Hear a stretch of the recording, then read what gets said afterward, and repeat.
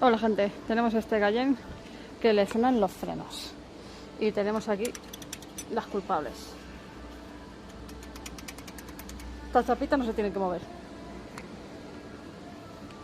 Como vemos en este lado, ni se mueven.